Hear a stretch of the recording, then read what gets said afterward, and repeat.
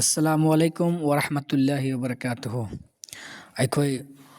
prophet Mohammad सल्लल्लाहु अलैहि वसल्लम की पेशिंगुई Matang नैनरकपदा ngasi makha chathariba Old Testament saruktage Book of Isaiah chapter 42 verse number 1 to 7 dagi muki yeminasi Isaiah ki chapter number 42 verse number 1 to 7 da karina hai haibada ye matamda sumna hai yengu aigi inai mahakpu aina sennabani mahak aigi akhanbani mangonda aigi pukning khoida phamni mangonda aigi thawai thamphamni mahakna attopa jati singda wayen phongdok pigani mahak law khongloi natra makhon wangkhat loi natra lambi sarakta makhonjel tahalloi mahakna akaiba sainang ama fauba pek thudek loi amasung maikhu chenba mainamsu muthat loi mahak wayel achumba chathangani mahakna tawbat ngamdaba leiroi natra mahaki mabukning karimta hanthanbasu ngamloi mahakna prithibi da wayel chathandri fauba aduga ising question lamsing ithatsing mahaki wayen puthorakpa ngaidru laigani प्रभु ईश्वर आसमान बुसेम लगा अमुक संदोक पीखिबा पृथ्वी बुसु संदोक पीबा अमसु मधुदगी थोकप सिंगसु चाइथोक पीबा अमसुंग मधुदा लैबा मी सिंगबु सोर पीबीरिबा अमसुंग मधुदा चटलिबा सिंगबु थवाई पीबीरिबा पीबीबना असुमना हाय प्रभु अइन नंगबु अचुम्बगिदमक कौखी अमसुंग अइन नंगी नखुद पाइदुना यानबीनी अमसुंग नंगबु सेनबीनी अमसुंग मियोइबसिंगी वसक अमा अमसुंग अतोप जातिसिंगी मंगाल अमा नंगोन पीबीगनी अदुना नंगन ममित तांगबसिंगबु ममित पांगहन्नबा फोंदोकपसिंगबु फाजिनदुना थरम्बदगी पुथोकपिनबा अमसुंग अमम्बद फमलिबसिंगबु फदोक संगदगी थदोकपिनबा सिनी आइज़ाया के चैप्टर नंबर 42 दगिना 42 के वर्स नंबर 1 to 7 की अमसुंग मानी आइज़ाया की book of chapter 42 verse number 1 to 7 सिगी पेशिंगवे सिगी संदोक वरोल अमुक तामिनसी पेशिंगवे असिदा आइगी इनाई हायरिबा असिसबु कना ओइगदोरिबनो क्रिश्चियन की मिशनरी सिंह जीविश की रेबाई एमदिन फारसी सिंह की मतुंग इन नदी मसी प्रोफेट मोहम्मद नते हाय अदो क्रिश्चियन सिंह की नाम करी हाय मसी जीसस क्राइस्ट नि हाय अदो मोय जीव नाम हाय करी हाय मसी जीसस क्राइस्ट नते हाय तौगी मसुंग मदु नते मोय अनिमक लाली मरमदि क्रिश्चियन सिंह ना जीसस क्राइस्ट बु मनाय अमसुंग रसूल अमनी हाइब लौदी जीसस क्राइस्ट से अल्लाह की मनाइनी अमसुंग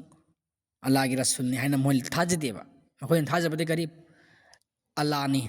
लाई अदुमकनी लाई के सायोननी नत्रगा मार्क्सी ट्रिनिटी दुगी मनुंग अमनी हाइना थाजेबा अदु प्रोजेक्ट पल्लेबा बुक ऑफ आइज़ाया के चैप्टर 42 वर्स 1 to 7 ना पीरिबा सिदी मदु नत्ते डायरेक्ट मा ईश्वर ओइबगी पेसिंगुइ नत्तेबा ईश्वर लाकनी नत्र ईश्वर फंगदोरकनी हाइ पेसिंगुइ नत्तेबा कुरान की मतुंगिना प्रोफेट मोहम्मद पु आइगी इनाई हाइना फम कयादा हन्ना ताकली अखोई इस्लाम धर्म नबुदी याएबा जीसस क्राइस्ट अल्लाह की प्रोफेट ने हाइबसे अल्लाह की मनाई ने हाइबसे अदु क्रिश्चियन सिंह यादबनिना अदु क्रिश्चियन सिंह नत्ते मासी ईश्वरमकनी हाइबनिना मसीगी पेसिंगुइ जीसस क्राइस्ट अप्लाई तौबियादे प्रोफेट मोहम्मद अप्लाई तौदबनेबा नमदि कुरान दा प्रोफेट मोहम्मद मागी मनाई हाइना एड्रेस तौई को अदो हजिकी पल्लिबु भाई कुरान की खोगी सूरा फुरकान दा ꯑꯁꯣꯝꯗ ꯄꯜꯂꯤ ꯀꯔꯤꯅ ꯃꯇꯤꯛ ꯃꯉꯥꯜ ꯆꯥꯎꯕ ꯑꯣꯏꯔꯕꯁꯨ ꯑꯜꯂꯥꯍꯒꯤ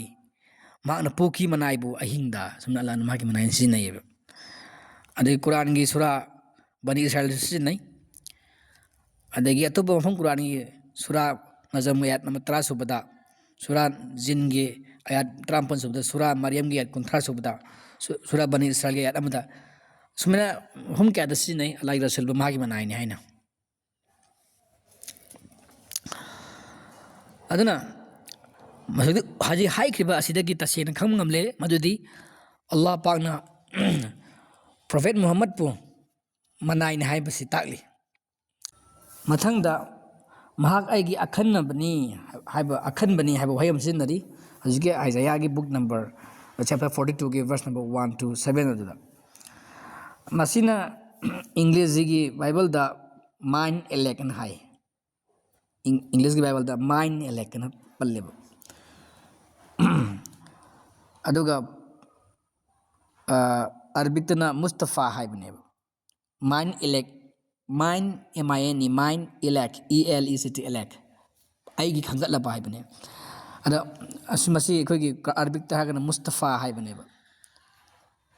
ꯃꯃꯥꯡꯉꯩꯗ ꯂꯥꯛꯈꯤꯕ ꯄ꯭ꯔꯣꯐꯦꯠ ꯀꯅꯥ ꯑꯃꯠꯇꯕꯨ ꯃꯨꯁꯇꯐꯥ ꯍꯥꯏꯕ ꯃꯤꯡꯊꯣꯟ ꯄꯤꯈꯤꯗꯦꯕ ꯃꯨꯁꯇꯐꯥ ꯍꯥꯏꯕꯁꯤ ꯇꯪꯒꯥꯏꯃꯛ ꯁꯦꯡꯅ ꯄ꯭ꯔꯣꯐꯦꯠ ꯃꯨꯍꯝꯃꯗꯀꯤ ꯈꯥꯁ ꯃꯤꯡꯊꯣꯟꯅꯦꯕ